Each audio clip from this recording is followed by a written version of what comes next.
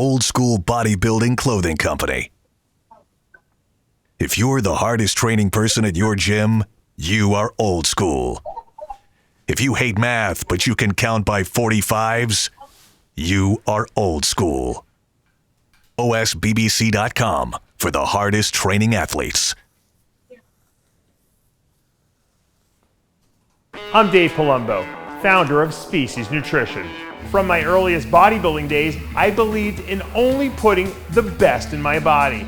And that lives on in the Species Nutrition line of products. I put my name and reputation on every bottle of Species Nutrition products. If you want to be your absolute best, join the evolution.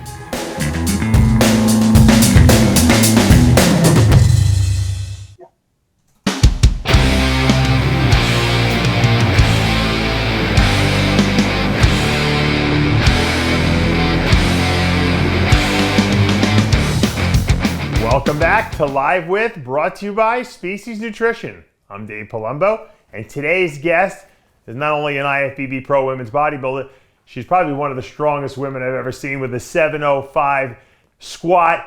The woman I'm talking about is Rheta West. Welcome to the show. Hi. Hey. Thank you for having me. All right, I got to ask you right off the bat, what's that tattoo say on the side of your head? Boss Bit. Now, I assume that, I know that's the name of your clothing line, but who gave you that nickname? Actually, when I first started training other women, I used to tell them to be boss. You know, don't just pick up the weight and move it through the air. Be boss. Hit it. You know, pick that weight up. Make it move. Right. And I used to tell them, be boss. Be boss. And you know, just my forward personality. You know, some people like to want to say that I'm a bitch, and so it just kind of melded together, and I am the boss bitch. I like it. Now, you're very hardcore. I love the fact that you love to train, you love to compete, and you have crossover. You do powerlifting, now you're doing bodybuilding. You're a pro in the IFBB, and that's an accolade in and of itself. You just placed 8th place at the Chicago Pro in a tough lineups at your first show. I mean, you're obviously an overachiever, as I like to say, which is great because I love to find out and pick the mind of people who are very successful at what they do. How did you get exposed to the whole power sport initially? Because it's, there's not a lot of women in that sport, and you have obviously excelled beyond most of them. Yeah. I always kind of enjoyed lifting, but at one point I was lifting at this gym, and the manager of that gym, just because I was lifting more than the other females, I used to lift with the guys, he kind of suggested that I go and talk to these power lifters, and I fell in love immediately. They put me in a bench shirt, actually, and all I did was bench 175, which was a lot for me at the time, and I just fell in love with it. Yeah. Crazy. And so then as I kept going and getting bigger, my second love was just, I liked being muscular. Right. And so the two of them kind of melded together because I loved lifting that huge number, but I really, really loved them as I started to develop and get more muscular. I just loved the look. So why is it that a lot of powerlifters think that being in shape and being strong are mutually exclusive? I think that because now I know that all of the top, there's a lot of the top bodybuilders actually were powerlifters too.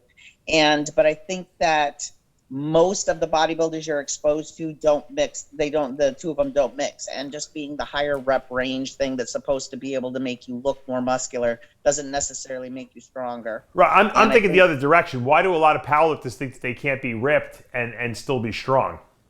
And so that's why the next thing I was going to say is that they don't want to have to stop eating, plain and simple. Gotcha. All right. It's an excuse. It is absolutely the diet. Yeah. Is it like the women who get pregnant who say, "Okay, now I can eat everything in sight because I'm pregnant," right?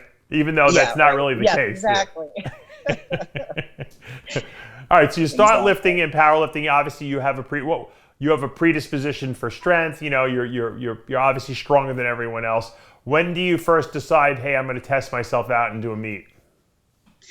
For a meet, the people I lifted with, that was just that was the way they did it. Like you get, as long as you can perform the lift, it's according to the rules of the federation, you find a meet, and then and then you go back and you train after the meet. You go train, and whenever it seems like you're being strong, you're hitting higher numbers again, you go look for another meet.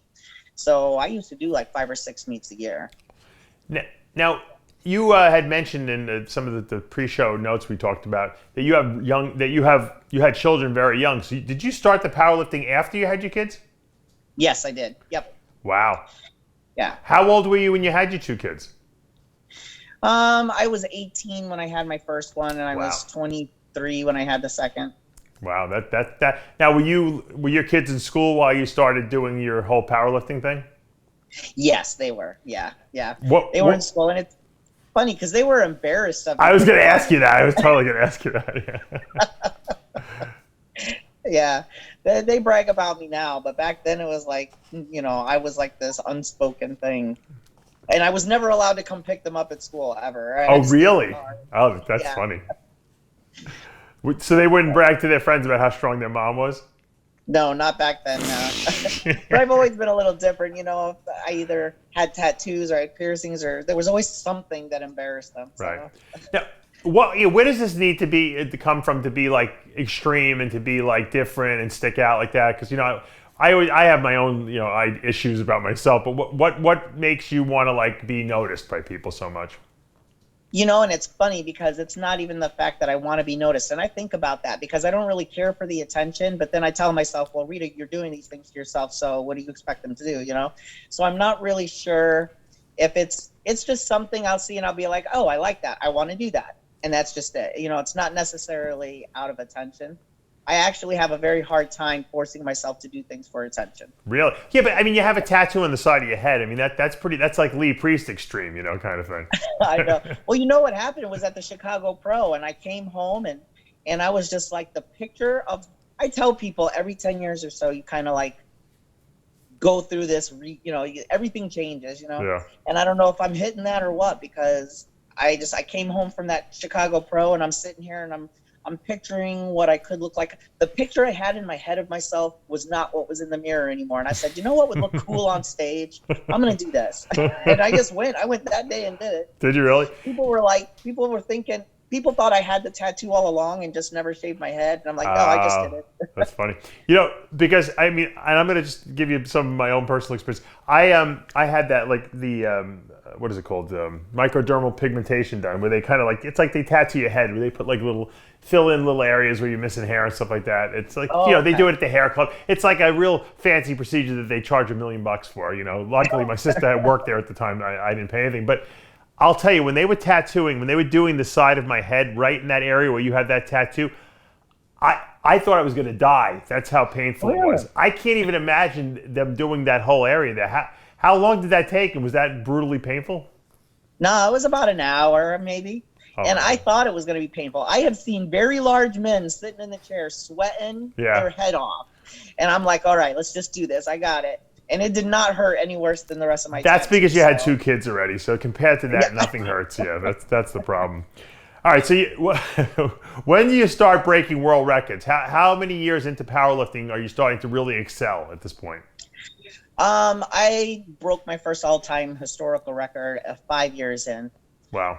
Okay. I kind of started rising up in the ranks really fast. I was about 2 or 3 years in before I was in the top 5 in the world.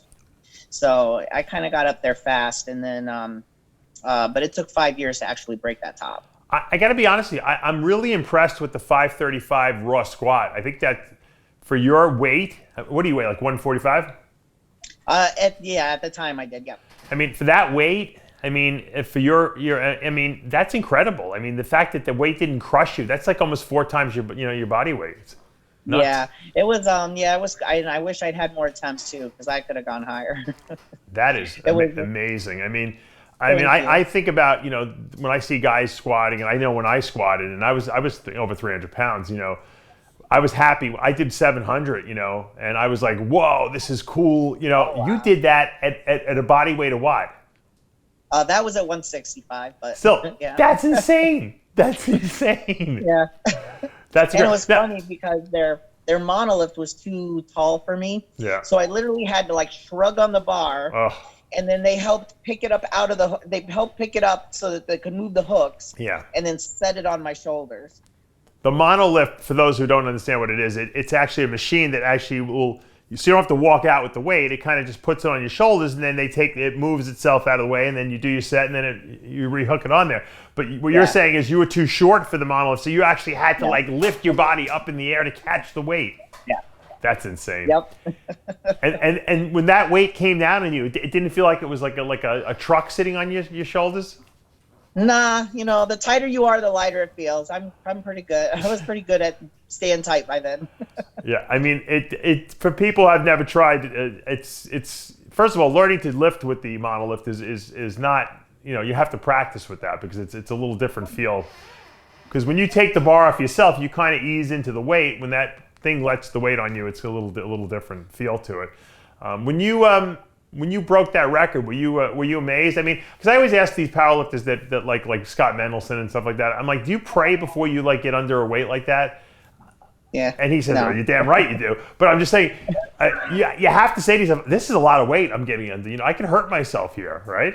Yeah. I think, and I've always said, and it's true for bodybuilding too, you can't be at the top of anything and be completely right in the head. That's just what I say. And so that's all I can say is I come at this and I'm like, yeah, that's all right. Let's just do this. So that's what I say. I don't know. I just kind of have I'll worry about it later attitude towards it. Gotcha. Yeah. We're gonna talk about the later in a minute with your injuries because I can relate to that. I might have to give you some wisdom on that one. But now, what was more impressive to you personally, the 260 raw bench, which I think is very impressive, or the 445 equipped bench? The 445 actually, and really because at 260 that was at 148. I really should have been up over 300 to be competitive with the women at the top. Gotcha. And I've had shoulder issues for a long time, and so to me I was just I know that it's a lot, but to me it's just like it should have been higher. Does the equip when you put that equipment on, like that crazy bench shirt, does that kind of take or nullify all your shoulder joint issues? Does it seem to support the weight enough to do that? It supports the weight, yeah. But then the movement is different. And so it's actually the equipped lifting that hurt my shoulder in the first place. Oh, really? Because I thought maybe because it kind of stabilized the weight for you, it wouldn't be as bad as like doing it raw. Yeah, it does. It does support it. But I think the bench shirt especially, it's just a weird, have to go so wide. Well, I did anyway. The wider you go, the better it is. So I used to go so wide, and if you fall out of the support of that shirt, that's you're putting an immense amount of pressure on your joints. And, right. So there's just a lot of little things with the shirt. Have you had any lifting like bad experiences? I guess I could put it that way. Yeah, I've lost my knee caved in once in the first time I ever tried 700. Actually, my knee came in, and that put my knee out for a little while. When you say it came in, it hyperextended, or what'd you do to it? Yeah, so it shot, and I have no idea why. It was all the way at the top, and it just shot in towards my other leg. And did you tear anything or what? Yeah, there was some little tears in the patella, a small fracture, some bone bruises. Wow. And then I really, really sprained some other tendon. It just, kind of stretched it out so far it was a little loose. Now, did you fall to the ground when that happened? No. Great spotters. They were right there. Oh. They had that bar off me in a second. Oh, that's good. Yeah, that's important. Now, definitely. During all this powerlifting, where were you lifting? What gym at that time? Hercules Gym in Syracuse, New York. Was that the one that you owned? I did own it for a while, yes. Okay. Actually, because I heard that you used to train or used to compete with Jeremy. Jeremy, you started with Hercules. Yeah, Jeremy Freeman. Yes. And did he own that gym? Or he trained? No, he didn't own it. He just trained there, and then he used to train people out of there before he bought Well-Rounded. Oh, well, I didn't know what the name of his gym was. I knew he owned the gym, but yeah. Yeah, Jeremy and I go way, way back. It's funny, when I first started, he was like a kid, and he was the young guy. Now we're both old, so it doesn't matter anymore. We can talk about the old days. Now, I'm fascinated by the lifting because at some point you say to yourself, all right, you know what? I've accomplished a lot in powerlifting. I want to try. What made you decide to try your hand at bodybuilding? Because I was not prepared to be done with powerlifting yet when I started the bodybuilding, but that was more just because I wanted to prove I could do it. People say, I try not to put anything down until you try it, but people always have something. It's why I tried raw lifting, actually, because I started in equipped, and then people said, oh yeah, but try it raw. So I did, and it was like, oh yeah, well, you don't know what a bodybuilder goes through. Well, I did that too. So, that was why I tried it. Gotcha. Now, did you like bodybuilding when you first went into it? The only thing I don't like is the diet, and I truly don't like it. But what I like about bodybuilding is, and when I say I don't like it, is I eat a lot, so it's like it's a constant exercise of will to only eat what I'm supposed to eat, only at the times I'm supposed to eat it. Right.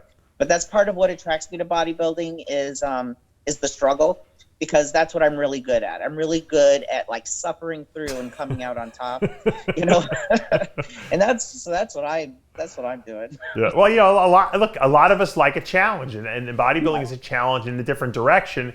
It's not how much you can lift; it's how much you can endure. And I think that there's a somewhat of a masochistic, attraction to bodybuilding, because it's like, well, I can suffer more than the other guy can, and maybe that makes me special. And it does, because if whoever gets in the best shape a lot of times wins the show, So now you at your first shot at North Americans, you got your pro card. I mean, was that a shocker to you? Did you expect to do it, or were you surprised when you heard your name called?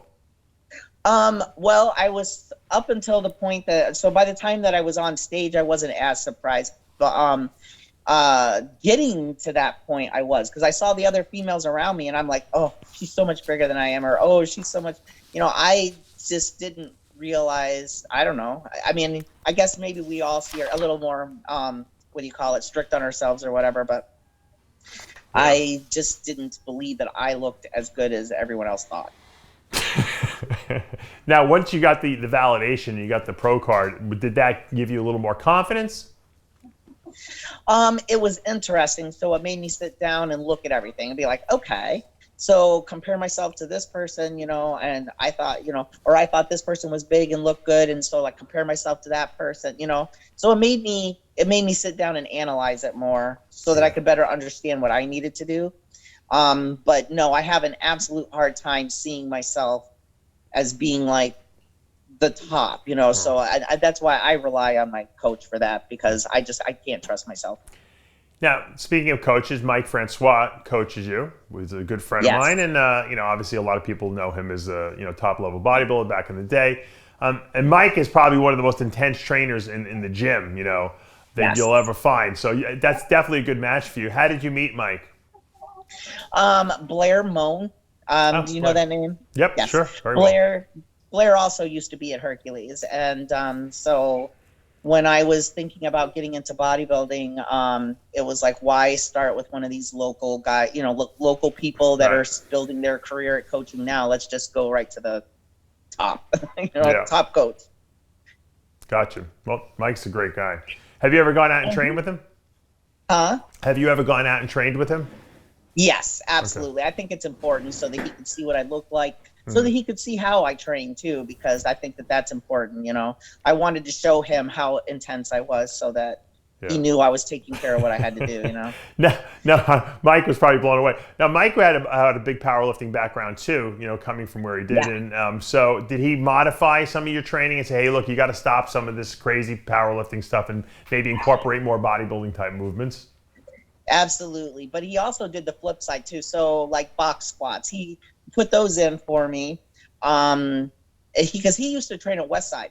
Yeah, no, I know he did. Westside Barbell. Yeah. And Louis so Sims. that was actually one of the reasons why I was just like in love with him as a coach too. I'm like, all right, so at least I know he understands a little bit of what I do, because not everybody does. Sure. But he put box squats in for me. But then he told me then I had to stop squatting and deadlifting because I actually have I have a wide waist from the pushing out of my belt has done some, thickened and widened my waist. And so yeah, he made changes to all of that stuff.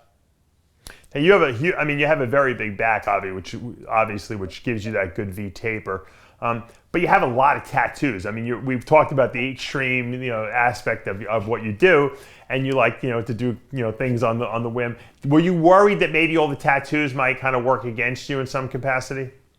Absolutely, I was, and I was surprised. And I mean, I have to assume that it has something to do with just that so many people have tattoos now. Yeah, now they don't care. But I even asked in the last at the Chicago Pro, I was going to have them covered, and she said it probably wouldn't be a good idea to just go with it. And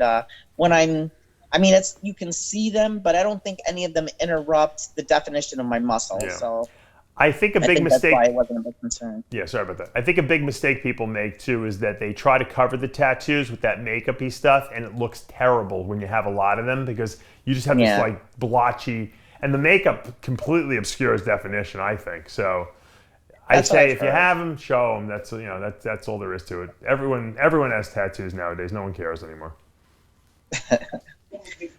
Now, you owned Hercules for a little while. You mentioned earlier the gym, and then you I guess you owned it with your boyfriend from what you told me, and then you guys split up. And now I like the story that you told me about how you have the new gym. Give us a little. Give us the historical timeline from Hercules to the new gym and the decor of the new gym, because I think that's really also pretty interesting. Okay. Yeah, so, I sold my half of Hercules, and I wasn't really sure what I was going to do after that. I actually wanted to leave, but my members here were insistent that I stay and open something new. So I stayed here for my members. And I started looking for a place, and a friend of mine found this. It was just being used as storage at the time, and I came in and looked at it. It was a lake. There was a lake in here because there was actually holes in the roof. The roof leaked. There was mold on the wall. There was a forklift had bumped into the cement or the block wall, and it was all like falling apart and everything.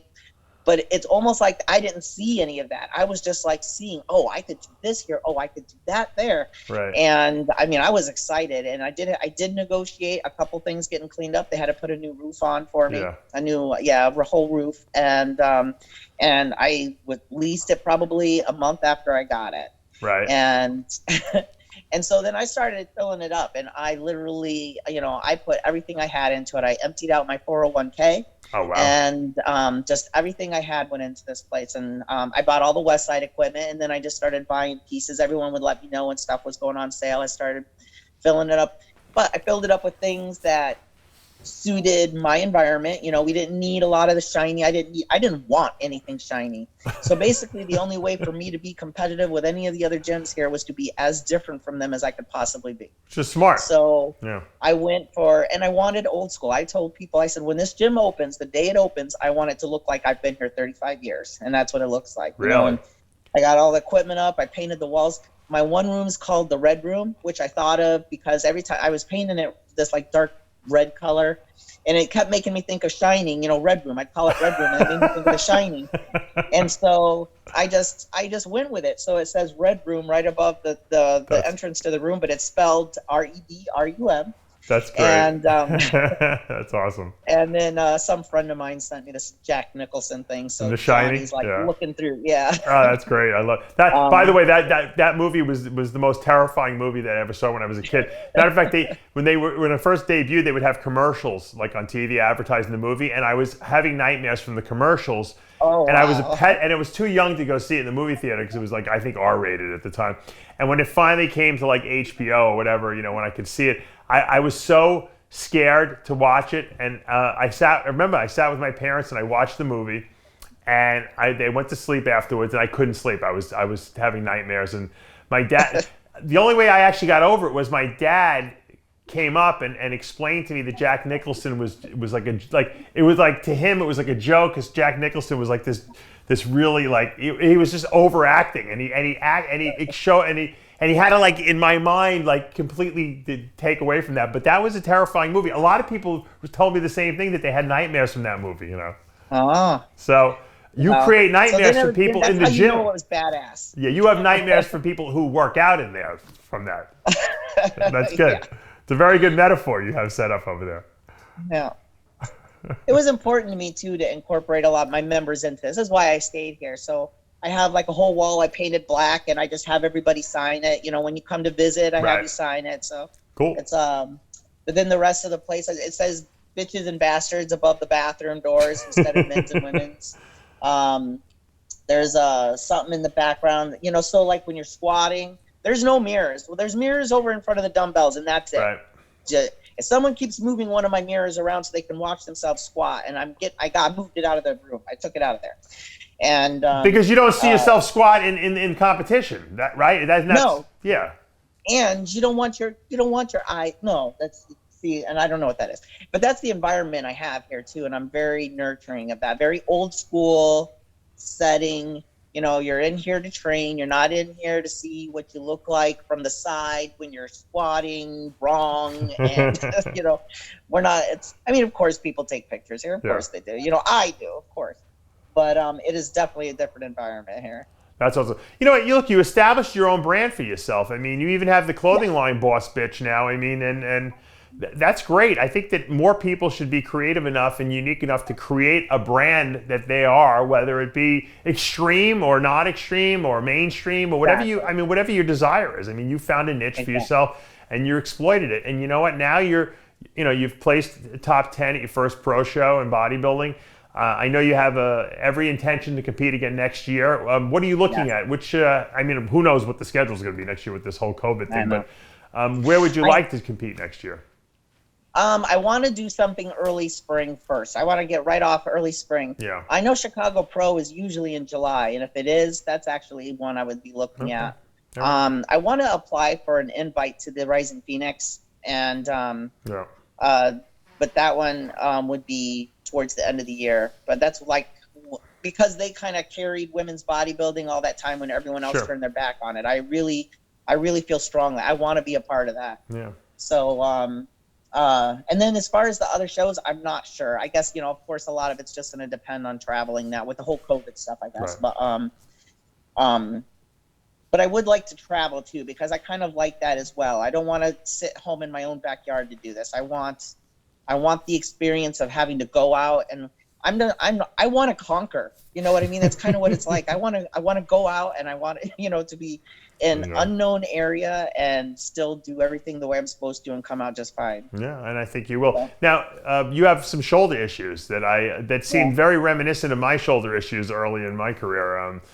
What's the deal? You bone on bone yet? Huh? Are you bone on bone in that shoulder yet? Oh, yes. Yep. They said it hasn't started flattened yet, but it is touching. Yeah. Oh. I tore my supraspinatus 3 times. Oh. So there's been 3 surgeries of a torn supraspinatus, but this last time it was so frayed they couldn't sew it all together again, so it's just always going to be torn. Right. And then the other one is just bone on bone arthritis, that kind of stuff. Have you got to the point mentally where you said to yourself, you know what, I don't want to have to get a shoulder replacement? How old are you now? 46. Okay. Well, I mean, I got one at 50, so I mean, you could hold on another 5 years probably. But I'm saying you don't want to get one if you don't have to get one. So are you trying to change up your training at all, or are you still powerlifting training? Because I know the powerlifting training, obviously, because it's free weight and it requires a lot more stabilization, is going to be way more, you know, painful to your arthritis and could make it worse. Whereas maybe if you went to more machine work and stuff like that, you wouldn't, you know, you would extend the life of your shoulders. What's your mindset at this point? I definitely have changed things up. Okay. I don't bench at all anymore. Gotcha. And a lot of stuff that I would do free weight type, I kind of do in the Smith machine. Okay. Don't tell anybody. That's smart. Can't tell any of my you got to do it. Friends. You got to adapt.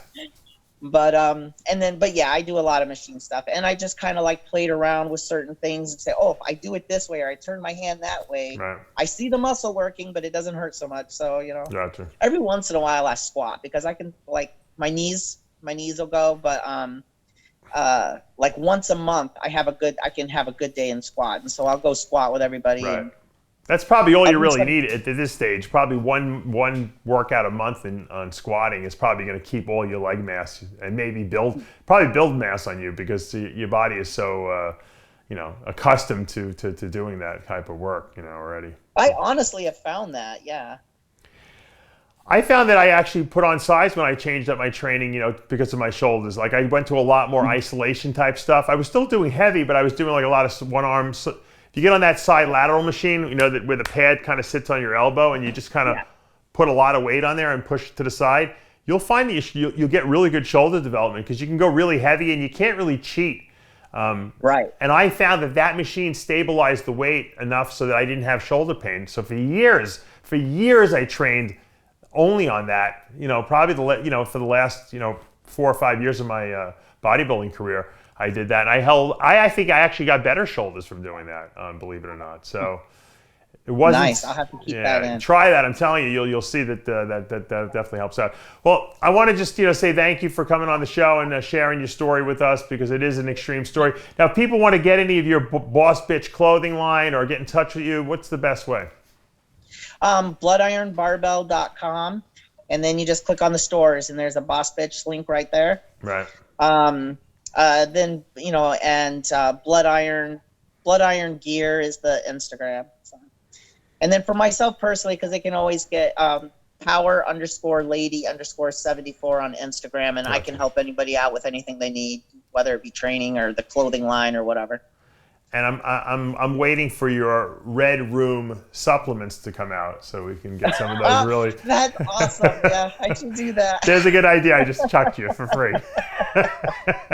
Rheta, thank you so much for joining us, and hopefully we'll see you on a bodybuilding stage next year. Absolutely. Thank you, Dave. All right. Guys, that's going to take us to the end of another episode of Live With. I'm Dave Palumbo for Rheta West. We'll see you next time.